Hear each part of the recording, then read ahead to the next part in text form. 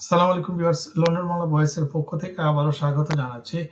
আ London city minister Tulip Siddiq তার বিরুদ্ধে যে তদন্ত শুরু হয়েছিল সেটি থেকে তিনি অব্যাহতি পেয়েছেন।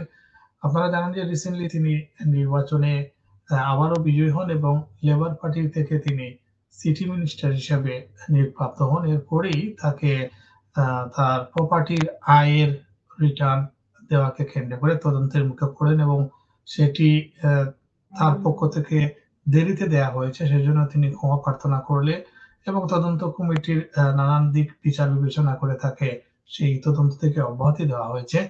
তো সেই নিউজটি আপনাদেরকে একটু দেখাবো। সেটি হচ্ছে গত ৩০ জুলাই টিউলিপ সিদ্দিকীর বিরুদ্ধে এই অভিযোগ করা হয়। পার্লামেন্টারি কমিশনার ড্যানিয়েল গ্রিনবার্গ জানান যে টিউলিপকে তদন্ত থেকে অব্যাহতি দেওয়া হয়েছে। টিউলিপ তার আয়ের হিসাব উল্লেখ করতে দেরি হওয়ার পেছনে যে কারণ দেখিয়েছেন সেটি গ্রহণ করা হয়েছে। কমিশনার আরও বলেন যে হ্যামস্টেডের এমপি টিউলিপ তার ভুল স্বীকার করে ক্ষমা প্রার্থনা করেছেন।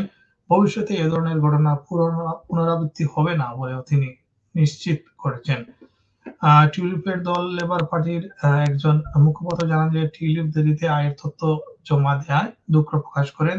তার ভুলটি অনিচ্ছাকৃত উল্লেখ করে তিনি আরো বলেন, পার্লামেন্টারি কমিশনার টিউলিপের বিরুদ্ধে তদন্ত বাতিল করেছে ও তাকে ভুল শুধরে নেয়ার সুযোগ দিয়েছে। উল্লেখ্য, বঙ্গবন্ধু শেখ মুজিবুর রহমানের নাতনি ও লেবার পার্টির এমপি টিউলিপ সিদ্দিককে ব্রিটেনের সম্ভাবনাময় রাজনীতিবিদ হিসেবে দেখছেন পর্যবেক্ষকেরা।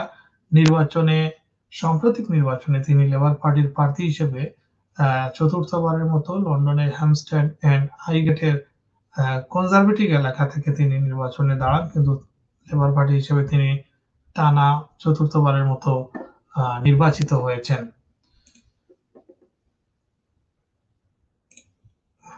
আপনারা জানেন যে তিনি বাংলাদেশের সাবেক প্রধানমন্ত্রী শেখ হাসিনার বোনের মেয়ে, শেখ রেহানার মেয়ে। তিনি এই ব্রিটেনে দীর্ঘদিন ধরে রাজনীতির সাথে জড়িত, বিশেষ করে লেবার পার্টির রাজনীতির সাথে জড়িত।